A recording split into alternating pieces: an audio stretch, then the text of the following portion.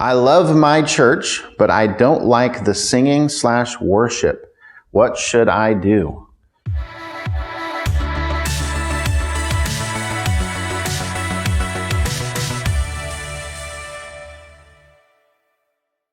This is Pastor Matthew Roberts of Living Truth Baptist Church, and this is 2 Minute Tuesdays, a segment where we will try to answer your questions in 2 minutes or less, because we know that you're not going to watch something on the internet from us if it's longer than 2 minutes. And so for our first question or second question, how do I know what order you're going to post these in? All right, for the first question, I love my church, but I don't like the singing/worship. What should I do? I am assuming that it's when you say you love there's too much there to unpack.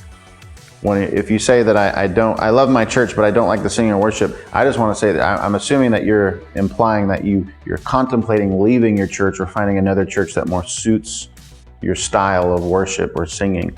And my advice in under 2 minutes would be this: you do not leave the church that God has called you to or God has placed you in until God leaves that church. I think that's the simplest advice I could give. Too many people want to nitpick and try to find all kinds of reasons why they're not suitable for their church.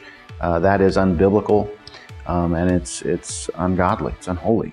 Do not leave your church unless God leaves the church. You serve and you worship at the church that God has called you to, assuming that it is a biblical church.